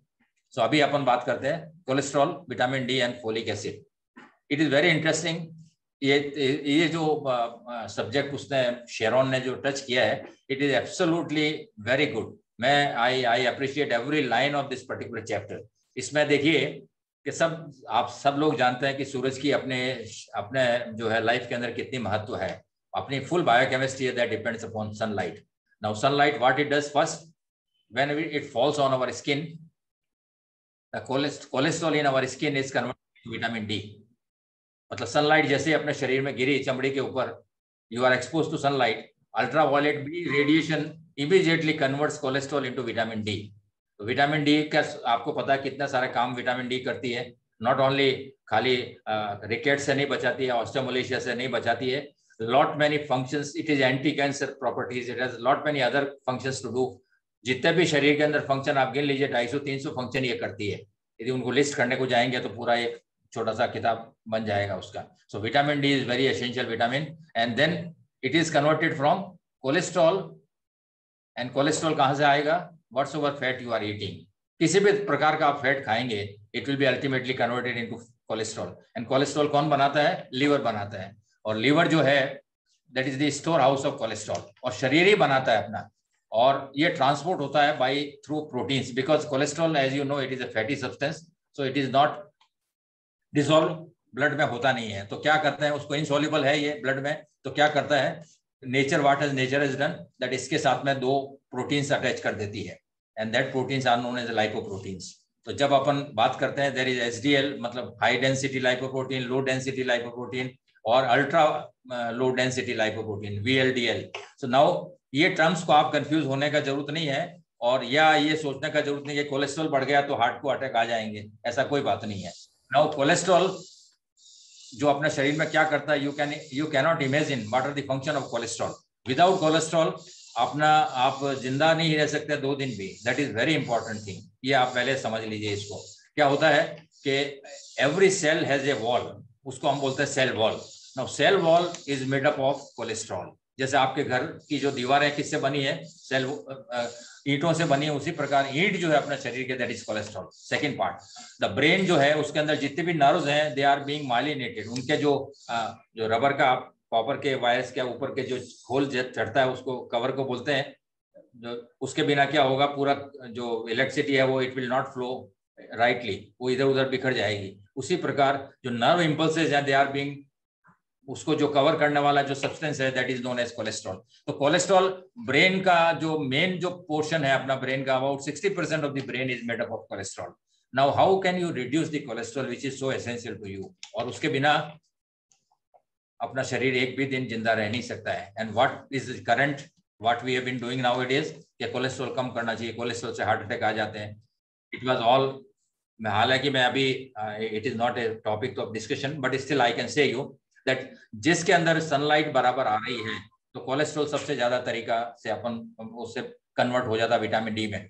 Now if the person is dark coloured skin, और दूसरा क्या होता है कि जैसे ही सनलाइट अपनी चमड़ी के ऊपर आती है 2 काम करती है वो। यदि चमड़ी के थ्रू क्या होता है कि अपने को एक और विटामिन है जिसका नाम है folic acid. Now it is as you know folic acid so essential for our development. बच्चा जो होता है जब माँ के पेट में रहता है, यदि फोलिक एसिड नहीं होगा माँ का, तो what will happen, there will be neural tube defects and lot of disorders will be there. ये डेवलपमेंट में सबसे ज्यादा इंपॉर्टेंट है, दैट इज फोलिक एसिड। तो फोलिक एसिड जो है वो सनलाइट ज्यादा पड़ती है तो फोलिक एसिड क्या होता है कि वो निकल जाता है, कम हो जाता है अपने शरीर से। तो अपने को दोनों भी काम करना, सनलाइट भी लेनी है और इतनी लेनी है कि खाली फोलिक एसिड भी बने, मतलब रहे जिंदा अपने शरीर में, उसका अमाउंट भी रहे, और विटामिन डी भी बने। तो 2 चीजें अपने को चाहिए सनलाइट। तो उसको नेचर ने क्या किया है, they have given us a defective gene to lot of people. उन आदमियों को दिया है, एक जीन दिया है, उसका नाम है, उस जीन का नाम मैं आपको बताता हूँ, variant of that particular cholesterol gene है, उसका नाम मैं बोल रहा हूँ, I will just let you know.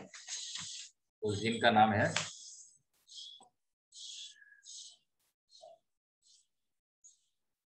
एपोलाइपोप्रोटीन। That is gene जो है एपोलाइपोप्रोटीन E4 करके एक जीन होता है। वो क्या करता है कि उन आदमियों में जिनकी डार्क स्किन होती है, स्किन मतलब जहाँ पे सनलाइट भी नहीं होती, जैसे एस्किमोस वगैरह रहते हैं, यू नो अबाउट देम, उनके अंदर भी ये जीन होता है। और कुछ जो डार्क कलर के अफ्रीकन नेशन है उसके अंदर भी ये जीन होता है। तो वो जीन होने से क्या हो गया कि जहाँ कहीं भी कोलेस्ट्रॉल है उसको बहुत सारा जो भी फैट है अवेलेबल अपने को, उससे खूब सारा सफिशिएंट कोलेस्ट्रॉल बना लेते हैं। So these people are hypercholesterolaemic, तो you can call them familial hypercholesterolaemia. There is a disease that is because of this genetic disorder. और उनके अंदर ये ज्यादा कोलेस्ट्रॉल होने से क्या होता है, whatsoever meagre sunlight is available, that good amount of cholesterol is there, so that is being converted into vitamin D, आसान से कन्वर्ट हो जाता है। एक दूसरा कारण आप देखेंगे कि टैनिंग की बात आपने की थी कि सन टैन से क्या हो जाता है। नाउ सन टैनिंग जो है वो प्रोसेस है, जैसे सन रेज अपने ऊपर पड़ती है, तो ऐसा नहीं है कि अपने जो शरीर के अंदर जो है there are, you know about pigment cells, melanocytes होते हैं जो अपना शरीर का कलर देते हैं। नाउ दीज मेलानोसाइट जो है वो स्टिमुलेट होते हैं आंखों से, ऑप्टिक नर्व से। Can you imagine it? अपनी आंखें जब अपन सन को देखते हैं या किसी को लाइट को देखते हैं तो क्या होता है कि वो जो रेज होती है, लाइट की rays, they fall on our retina and from retina through optic nerve they go to the brain, और ब्रेन के अंदर पिट्यूटरी ग्लैंड के ऊपर जाती है और वहां पे क्या करती है, they immediately send signals to melanocytes, so they produce a pigment in hyper activity, और खूब सारा पिगमेंट बन के अपना शरीर का कलर जो है वो डार्क हो जाता है। That is how the mechanism of tanning is there. और यदि आपने ग्लास पहन लिया, सन ग्लासेस, तो आपका शरीर में कोई टैनिंग होने वाला नहीं है, ये मान के चलिए आप। सो अपन एक बार सन ग्लेजिंग वगैरह करते हैं ना, सन ग्लेजिंग का मतलब ये है कि without these sort of glasses, so आप जैसे वो लाइट पड़ते ही आपके मेलानोसाइट जो है दे विल बी एक्टिव। तो ये एक अनदर प्रोसेस है। तो जो ऐसा मान के चलेंगे कि भाई डार्क कलर हो गया, इसके लिए तो कुछ अल्ट्रावायलेट रेज अपने को जाएगी नहीं, तो अल्ट्रावायलेट रेज जाएगी नहीं तो विटामिन डी जो है कोलेस्ट्रॉल से बनेगा ही नहीं, तो दैट इज देयर। तो ये एक और बात होगी। इसके अंदर और कोई आपको प्रश्न पूछना तो मुझे पूछिए। सर अगर हम टैनिंग सैलून में जाते हैं उससे हमारा कोलेस्ट्रॉल कम होता है? हो गया ना, ऑटोमेटिकली, नेचुरली, बिकॉज सनलाइट आया ना उधर खूब सारा। वो आर्टिफिशियली क्या होता है कि जो जिन लोगों के पास में आउटडोर नहीं है, जिनके पास सन, जिनके यहाँ पे आ नहीं रहा है, ऐसी कंट्रीज हैं बहुत सारी कि जहाँ पे सनलाइट नहीं आ रही, तो विटामिन डी कहाँ से बनेगा उनको? तो कोलेस्ट्रॉल कम क्यों होगा? Because lot of vitamin D is being manufactured over there by cholesterol. तो जितनी विटामिन डी ज्यादा बनेगी, कोलेस्ट्रॉल उतना शरीर में कम हो जाएगा। तो आप देखिए कि जब गर्मी की सीजन होगी उसमें आप कोलेस्ट्रॉल टेस्ट कराइए, और सर्दी में कराइए जहाँ पे सनलाइट नहीं है वहाँ पे कराइए, there will be lot of difference between that. Very very easy to, आप इमीडिएटली इमेजिन कर सकते हैं उस बात को, ठीक है ना। तो सन टैनिंग जो है, और वो कब होगा कि आपको चश्मा नहीं पहनना पड़ेगा। चश्मा पहन लिया तो फिर सन टैनिंग होने वाला ही नहीं है आपका। The melanocytes are not going to be active because ये होता है पिट्यूटरी के जो ब्रेन से जो है information has to come, and that when it will come, जब आप आँख के ऊपर से चश्मा उतारेंगे तो जाने वाला है। तो चश्मा उतारते ही आपका लाइट जाएगा आँख के, और उसके बाद मेलानोसाइट्स एक्टिव हो जाएंगे and immediately they will produce more melamine and dark colour immediately आपके चमड़ी का हो जाएगा। और जैसे ही वहां से हटे मेलानोसाइट्स वापस डीएक्टिवेट हो जाएंगे और फिर वापस थोड़ा सा आपका चमड़ी का कलर हो जाएगा। सन टैन क्रीम वगैरह लगाने की कतई जरूरत नहीं है आपको, don't do that one please. बराबर है ना? और साक्षी बोलो इसके साथ में और कोई क्वेश्चन है आपके दिमाग में? Cholesterol is very important thing, वो मैंने आपको बता दिया है कि खाली उसको हार्ट अटैक से जोड़ के मत देखिए। Cholesterol is so very important to us. और ये जो गोलियां हैं स्टेटिन्स वगैरह, जो कोलेस्ट्रॉल कम करने की जो दवाइयां अभी पिछले 10-15 सालों से बहुत ही rampantly they have been used, they have lot of side effect, it makes liver failure. इससे तो बेटर है जो टैनिंग सैलून है वहां पे जाके सो जाइए, तो आपका ऑटोमेटिकली कोलेस्ट्रॉल कम हो जाएगा। Thank you, Dr. Arun. We can move on to the next slide, Sunmeet. Next slide is hypertension. We are on the next slide. मैंने बता दिया, हाइपरटेंशन बता ही दिया मैंने already. I told you that salt sensitivity का जो होता है उसकी वजह से होता है। Now this is another important part, metabolism. Now see ये क्यों अपने को जानना चाहिए, what is, everybody knows about metabolism. Metabolism जो डे टू डे अपन जो भी कुछ खाते हैं that is been converted into energy. जो प्रोसेस है उसको अपन बोलते हैं metabolism. The one process which makes it happen we call it anabolism, and the other point that is known as catabolism. जब रिपेयर करने का होता है तो अपन अपना शरीर जो है एनाबॉलिक मोड में चला जाता है, और जब अपने को ब्रेकडाउन के मोड में लाने का है तो इट बिकम्स कैटाबॉलिज्म। ये दोनों प्रोसेस साथ साथ चलते हैं, एक दूसरे से एकदम मिले हुए हैं, और अपन इनको we cannot separate them, but this is whole metabolism is there. Now again metabolic rate जो है वो करीब करीब सब लोगों में फिक्स होती है, and it is genetically determined.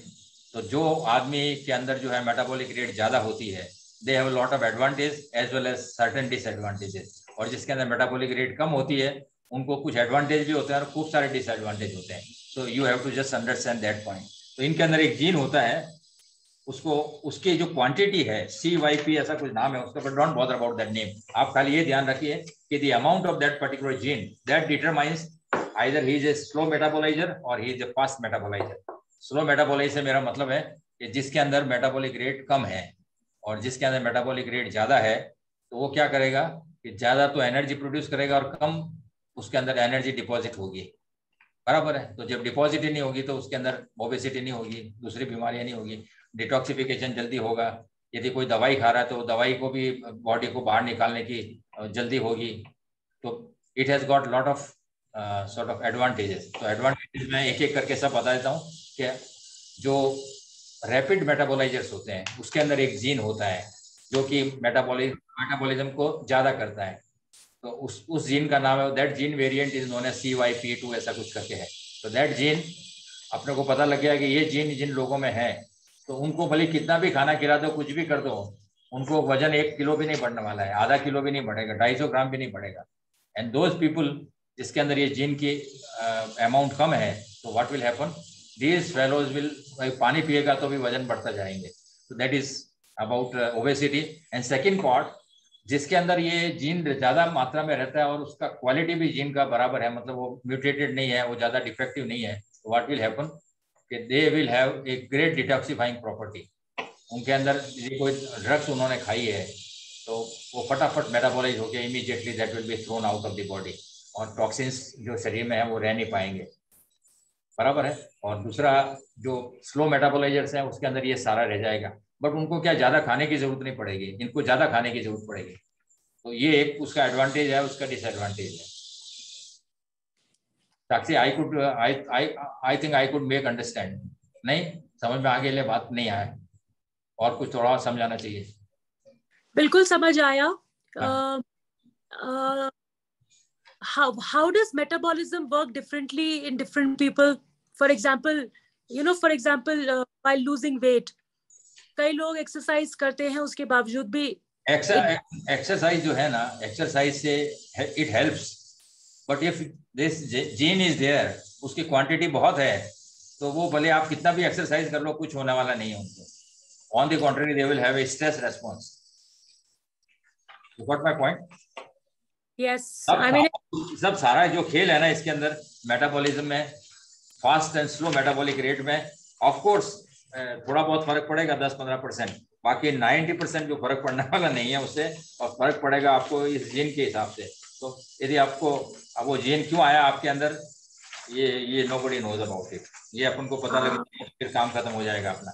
But surprising is this that how people use it as a blanket rule कि डाइट करो, एक्सरसाइज करो, and if there is no difference they keep on trying hard and hard and hard. Absolutely fallacy.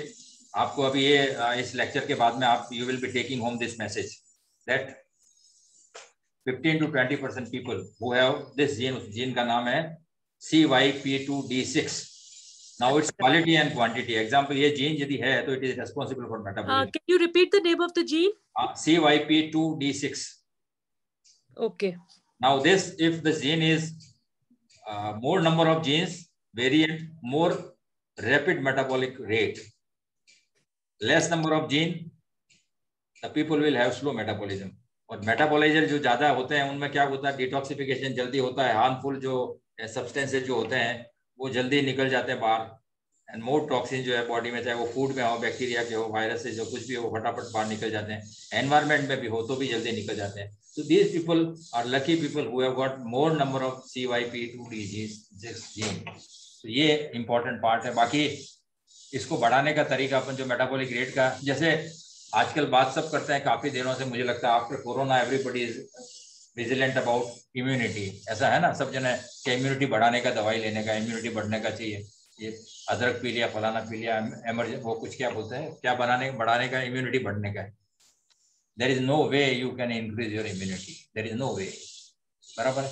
Of course, आपका शरीर थोड़ा resistant हो सकता है different infection से, उसको अपन ऐसा नहीं बोलते कि इम्यूनिटी बढ़े, बिकॉज इम्यून सेल्स जो है उनकी पॉपुलेशन खाली दवाई खाने से उससे नहीं होने वाली, it is because of growth hormone. तो दवाई खाने से ग्रोथ हार्मोन पे असर नहीं होने वाला, कुछ नहीं खाएंगे तो ग्रोथ हार्मोन आएगा, तो इम्यूनिटी आ सकता है। If you have got good amount of stem cells, they will produce new immune cells, that is how your immunity is going to happen. दूसरा जो ये जो अपन ने हेमेक्रोमेटोसिस पढ़ा था ना, बात किया था ना, उसके अंदर क्या होता है कि ये एक बहुत ही इंपॉर्टेंट पार्ट है, आयरन लॉकअप हो जाता है इसके अंदर। सो एक अपने अंदर शरीर में एक सेल होता है, उसका नाम है दिस फाइब्रोब्लास्ट, एक होता है जो this is a large cell which is immune cell. उसके अंदर जो है ये आयरन नहीं रहता है, तो कोई भी कीटाणु उसको अटैक नहीं कर सकता है। That is how it happens. So एक उस सेल का नाम मुझे दिमाग से निकल गया, but that is how, but it is not mention in the book. Somewhere I have read it that iron जो लॉकअप हो जाता है और उस सेल के अंदर नहीं होता है, तो वो cell it becomes Bruce Lee of your body. वो एकदम पावरफुल हो जाता है, कोई बैक्टीरिया उसके नजदीक नहीं आ सकता है, ऐसा बन जाता है वो। तो दैट इज तो इम्यूनिटी जिस समय हम नहीं बढ़ा सकते हैं, तो अपन उसी तरह से कोई चीज को अपन बढ़ाने का अपने पास में कोई ऐसा रास्ता नहीं रहता है। ये मेरा कहने का मतलब है। तो we should not be carried away with all these sort of sayings कि ऐसा करने से वैसा हो जाएंगे, ऐसा कुछ नहीं है। तो मेटाबॉलिज्म बढ़ाने का अपने पास तरीका नहीं रहता कि मेटाबॉलिज्म ठीक है, थोड़ा इफेक्ट होता है बिकॉज ऑफ से एक्सरसाइज से होता है, थोड़ा खाने के अच्छा खाने से होता है, उसका तो सब जगह इफेक्ट होता है। Your sleep, because your life style जो है वो आपको अडेप्ट करवाती है बहुत सारी आपकी बायोकेमिस्ट्री से। That is true. अब जो मेन टॉपिक अपन को आज थोड़ा सा मैं एपिजेनेटिक्स के बारे में बोलना जरूर चाहता हूँ। It is a beautiful sort of a thing in our, it has happened. बहुत साइंटिस्ट को अपने को धन्यवाद देने का चाहिए that they could sort of get this information for us. ये जो साइंटिस्ट ने ये बताया, उस नाम है, उस लेडी का नाम है Randy जेटल।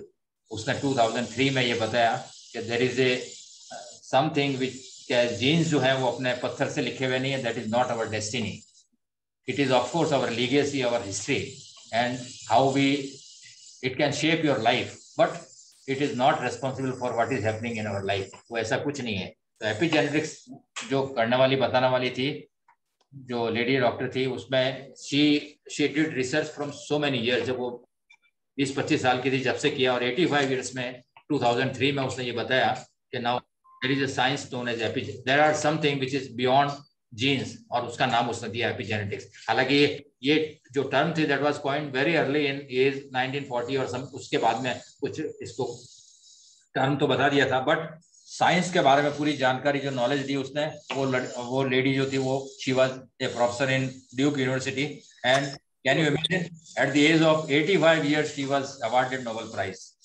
I think she was the that is, और उसने क्या किया था, जो जिसके ऊपर जो नाम जो बताया था उसका नाम था skinny brown mouse.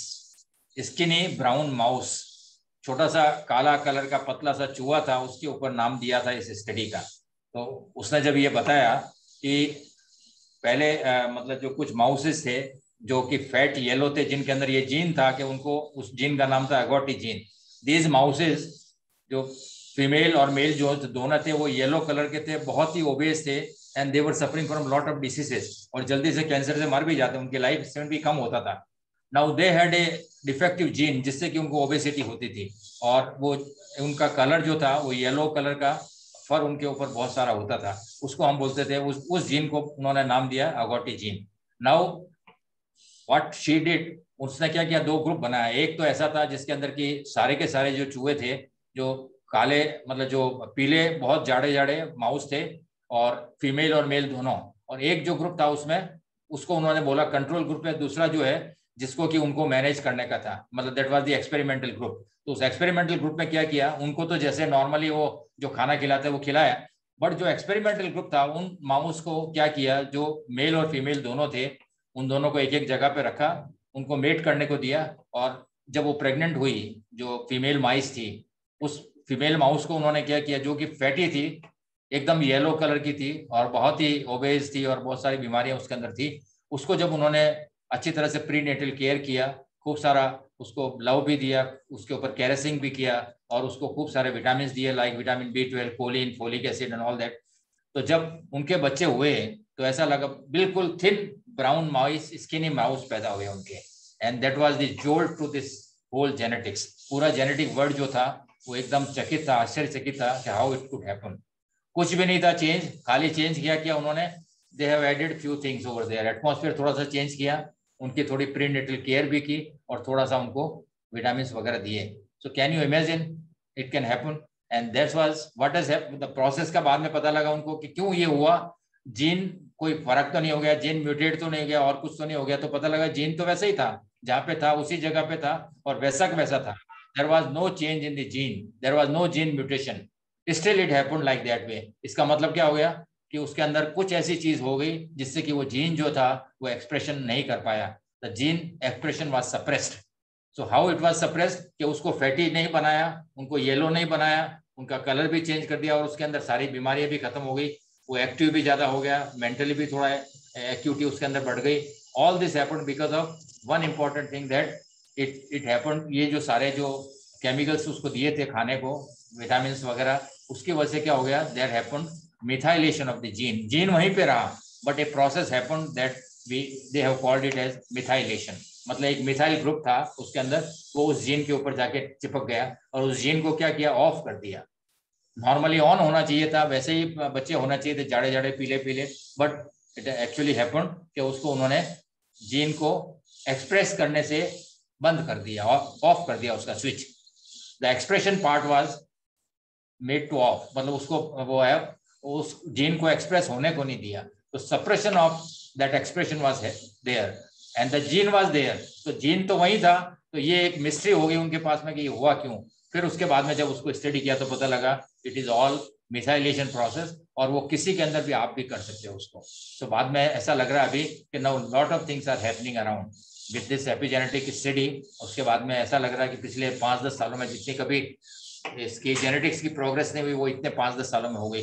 Not many diseases, सबको पता था कि prenatal care is very important in, मतलब बच्चा को होने के टाइम माँ के को जो अच्छा खाना दिया जाता है, अच्छी केयर की जाती है, सब कुछ it is always there, but ये पता नहीं था कि बच्चा इतना अच्छा हो जाएगा। You can now by epigenetics और एपिजीनोम जब आ जाएगा तो अपन ऐसा कर सकेंगे, we can modulate everything according to our, कि बच्चा को कलर भी ऐसा आना चाहिए, एकदम हैंडसम होना को चाहिए, एकदम गोरा होना चाहिए, एकदम उसको ऐसा कलर होना चाहिए, उसकी नॉलेज भी अच्छी होनी चाहिए, एक्टिव भी होना चाहिए, हेल्दी भी होना चाहिए।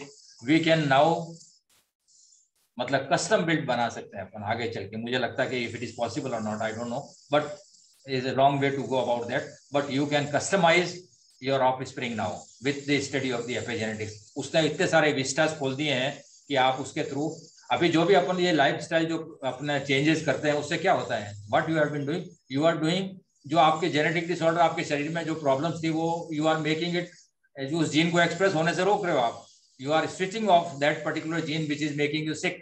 सो ये एपिजेनेटिक्स का पूरा कमाल हो गया है and that is how it is happen. तो अपन को कभी बात करते हैं ना, तो यदि किसी का आंसर नहीं है तो ये पता लग जाता है कि that is because of methylation of the genes which are there, अपन उसको कैरी कर रहे हैं, this defective genes we are carrying, still we are not suffering from that disease. तो आगे पीछे शायद मेरे को लगता है कि सबके मिथाइलेशन प्रोसेस अपने को पता लग जाएंगे and once we know about the epigenome we will be able to modulate all our genes, जो भी अपने अंदर डिफेक्टिव जीन्स आए हैं। तो किसी को हाइपरटेंशन होने वाला नहीं है, किसी को होम्योक्रोमेटोसिस होने वाला नहीं है, किसी को डायबिटीज होने वाला नहीं है, किसी को भी कुछ नहीं होने वाला है। That is I think this is the future implication of this particular epigenetics.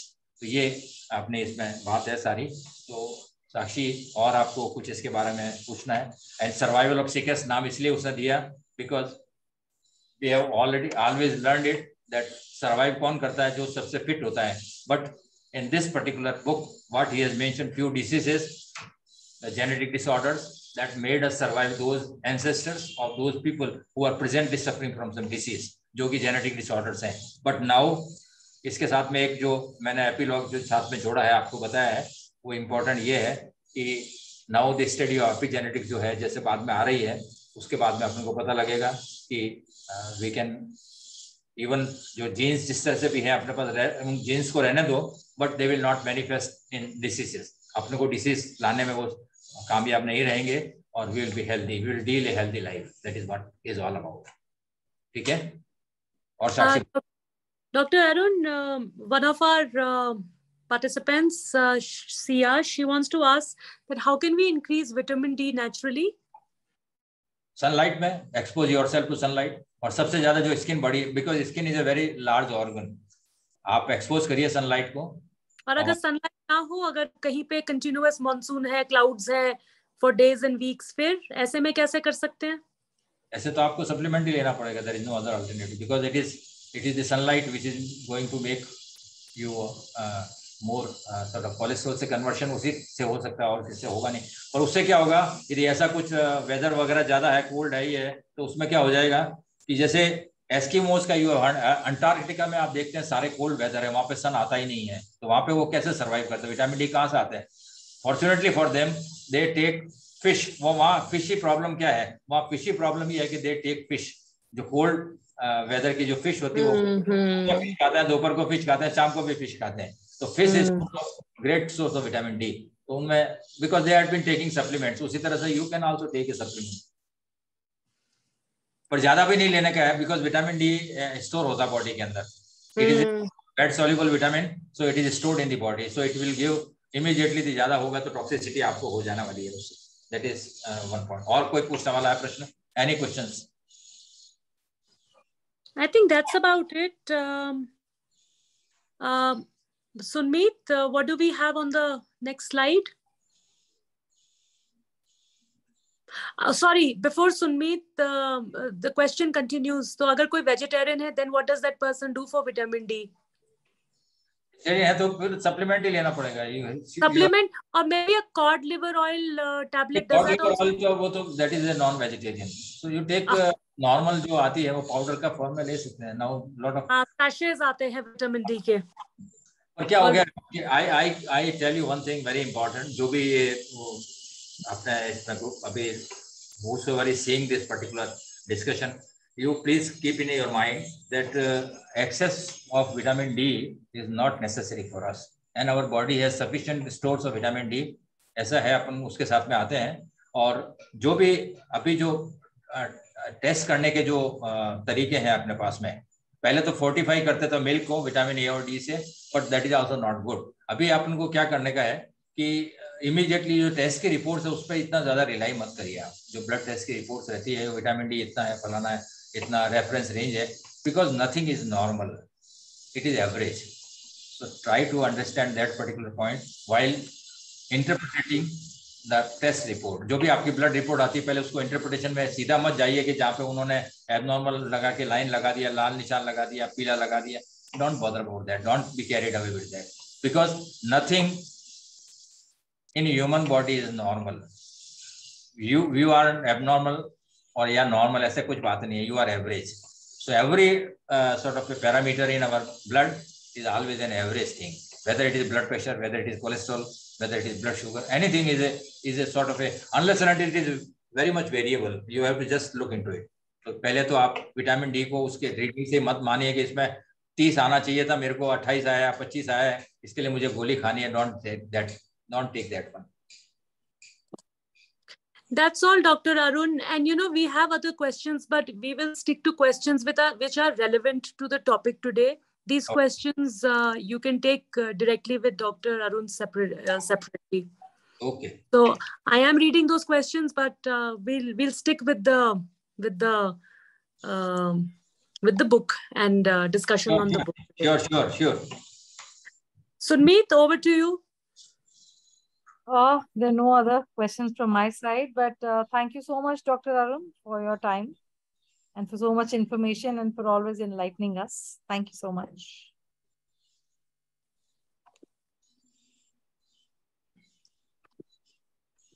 Anybody has any final thoughts, or we'll call it a day? Oh, Rupal has also come. We have met in Delhi, ना? मिले थे ना गुड़गांव में। रूपल से हम मिले थे मेरे ख्याल से। Probably I met her husband, and both of them came over there. I think so. I just faintly I remember it. I don't know. So Sakshi, anything more you wanted to know? ये telomere इसको चाहिए था कुछ सुनमित को। She wanted to know about. I wanted to know how to elongate your telomeres, but you said it's not important, so I thought it's not. नहीं important इसलिए telomere जो है ना, that is a part of the chromosome. अपना जो क्या होता है कि every cell has a expiry date. जिस तरह से सब चीजों की expiry date है, हर चीज को एक टाइम के बाद में खत्म हो जाने का चाहिए, बराबर है। जिस तरह से पेड़ पौधा की उम्र होती है, जानवरों की उम्र होती है, बैक्टीरिया की उम्र होती है, वायरस की उम्र होती है, उसी तरह से अपनी भी उम्र है। और अपनी उम्र कौन डिटरमिन करता है? द सेल्स इन अस, जो अपने बेसिक यूनिट है, अपनी structural unit, it is the cell. ना सेल जो है वो कब मर जाता है? वो 4-5 तरीके से मरता है। पहला तरीका ये है कि जो क्रोमोसोम्स है उसकी लेंथ कम होती जाती है और उसके बाद में वो उसका जेनेटिक मटेरियल एग्जॉस्ट हो जाता है और वो खत्म हो जाता है। तो और दूसरा तरीका उसका ये है कि it has got certain genetic sort of a उसका प्रोग्रामिंग हुआ है कि उसके बाद में उसको खत्म हो जाने का, और समटाइम्स इट इज डिसीज्ड, उसमें कुछ बीमारी हो जाता है तो दूसरे जो टॉक्सिन्स हैं वो आके उसको मार देते हैं। दूसरा तरीका ये है। और तीसरा तरीका क्या है कि it has a protective sort of a thing, अपने को बचाने के लिए भी उसको मारने का है। जैसे for example A disease that you all know and so dreadful it is cancer. तो कैंसर में क्या होता है कि दिस टीलोमियर जो है, जो कि उसकी एज को सिग्निफाई करता है कि जिस तरह जीता जीता टीलोमियर खत्म होता है उसी टाइम उसकी उम्र खत्म, मतलब एक there is a limit to it. उस लिमिट को एक आदमी ने नाम दिया, साइंटिस्ट ने, जो कि एजिंग के ऊपर बहुत काम किया, वो उसका नाम है Hayflick. So there is a Hayflick limit for every cell. 50 से 60 बार वो डिवाइड होता है, उसके बाद में मर जाता है वो। नाउ व्हाट हैपेंस, टीलोमियर की जो लेंथ होती है जैसे जैसे कम होती जाती है, एक टाइम पे आके there is no telomere and that ultimately that cell dies. But in cancer cells के अंदर एक प्रॉब्लम होती है। वो कैंसर सेल क्या किया उन्होंने कि दे प्रोड्यूस वन एंजाइम, उस एंजाइम का नाम है टीलोमरेज। वो टीलोमरेज क्या टीलोमर को मरने को नहीं देता, उसको फटने को नहीं देता, उसकी लेंथ कम नहीं होने को देता है। नाउ टीलोमरेज का लेवल जो है दैट सिग्निफाइज कि उसकी उम्र कितनी सेल। और फिर उसके बाद में जब वो टीलोमेर ज्यादा आ गया ब्लड के अंदर तो वो सेल कभी मरेगा ही नहीं, वो अमर हो जाएगा। अमर होने से मतलब क्या है कि he will divide for indefinite period, and what will happen, it will take the food of the other cells and ultimately it will form a tumor। तो ट्यूमर बनने की प्रक्रिया टीलोमरेज एंजाइम है। तो टीलोमरेज अपने को बड़ा नहीं करना है, टीलोमरेज अपने को छोटा करने का है। let the body have its normal sort of a life expectancy, क्योंकि इसमें तो हेल्थ एक्सपेक्टेंसी खराब हो जाएगी, अपनी लाइफ तो एक्सपेक्टेंट हो जाएंगे, आप ज्यादा लंबे हो जाएंगे, but what will happen, your health expectancy will reduce. So we don't want to reduce your health expectancy. That is important. ठीक है साक्षी, समझ में आ गया टीलोमियर आपको क्या नहीं लगा? You got it? मैंने कल थोड़ा सर्च करके पढ़ा था, I understood. I understood it. कल मैंने वो आपके बात करने के बाद उसको थोड़ा रिसर्च किया था। हाँ। तो बिल्कुल आया आज। आपको मेरे ख्याल से मैंने बराबर बताया, गलत बताया? बिल्कुल सही बताया। नहीं, कभी क्या रहता है कि यू गलत भी हो जाता है, बट होपफुली आई थिंक मेरा जो भी बात आज की है, मुझे लगता है कि everything whatsoever we have talked के बारे में, मेरे ख्याल से इससे ज्यादा अपन को और कुछ उसके बारे में ज्यादा जानकारी चाहिए कि नहीं। And thank you sir, thank you so much, and thank you everybody for joining in and for giving us your time. Thank you Sunmeet and Sakshi. Thank you Doctor. You have always been so sort of क्या बोल सकता हूँ मैं उसको, so beautiful always and so enthusiastic। मतलब enthusiasm का कोई कमी नहीं रहता है आपके अंदर। That's why you are, ये ग्रुप जो है हमारा, I think hopefully you will do this sort of। It was a very good book. In fact, last slide में हमारी अगली book जब भी schedule होगा, then we will cover the topics of aging जो आपने last time discuss किया था। So very soon we will come up with that schedule also। ठीक है, आपको ठीक लग गया ना? रिव्यूज बराबर है ना मेरे? मैं कुछ गलत तो नहीं बोल रहा था जास्ती? Everything। मैंने किसी ने somebody has asked me about what is the language, तो मैंने बोला I will speak in English, not English and not in Hindi, so it will be a khichdi of all the languages। ठीक है ना? तो ज्यादा अंग्रेजी भी मेरे को बहुत ज्यादा अच्छी नहीं आती, बिकॉज मेरा लिटरेचर के अंदर नॉलेज थोड़ा कम भी है। देन इस किताब के अंदर वो जो कुछ और अच्छी है किताब, is a very good book. I think, I hope everybody enjoyed, और I am so thankful to everybody, so patiently they have listen to it. और जिनको खराब भी लगा हो, तो मतलब अच्छा नहीं लगा हो, कुछ मिस्टेक भी लगा हो, कुछ और गलती भी हो गई हो, so for that I am really sorry for that. और मेरी गलती से ही हुआ है, because I am still not that expert in sort of delivering lectures and all। क्यों यहाँ पे जो हमको लेक्चर देना पड़ता है, जहाँ मैं हूँ, यहाँ पे तो बहुत ही हमारे को लेक्चर जो है वो थोड़ा कैसा भी, जो मारवाड़ी लोग हैं यहाँ पे, हिंदी जानने वाले हैं, तो मेरी उसमें मैं पहले शुरुआत के जब मैंने 4-5-6 साल पहले, 10 साल पहले लेक्चर दिए थे, सो दे वर लाइकिंग इट टू मच। उनको बहुत अच्छा लगता था कि ये लैंग्वेज कुछ अजीब तरह की बोल रहा है, कुछ शब्द को जैसा बोलना चाहिए वैसा बोलता नहीं, कुछ बीच में कुछ अलग बात हो जाती है। बट लेटर और सुनर दे सॉर्ट ऑफ एक्विंटेड, मतलब उनको धीरे धीरे वो एडेप्ट हो गए उससे। तो मैंने उनको तो अडेप्ट कर दिया है। आप लोगों से हमारी बहुत कम बात होती है, तो अडेप्टेशन थोड़ा कम हो रहा मुझे लगता है, तो धीरे धीरे अडेप्ट। अभी दूसरा बात करेंगे अपन किताब का, तो मुझे लगता है कि you will be able to, आपको थोड़ा और एंजॉय करेंगे होपफुली। कुछ भी गलती रह गया हो तो यू विल सॉर्ट ऑफ, क्या बोलते हैं, फॉरगिव करने का बोलने का चाहिए क्या है, and I am grateful. Gratitude नहीं बताएंगे तो मजा नहीं आना है ना। सुनमित is always different things are in her sleeves, कुछ नया बात उधर से निकाल के लाती है। सो ग्रेटिट्यूड है, दूसरा है ये सब कुछ। Thank you, sir. Thank you so much, sir. Have a good weekend, everyone. Thank you, Dr. Arun. Thank you very much. Everybody. Thank you very much.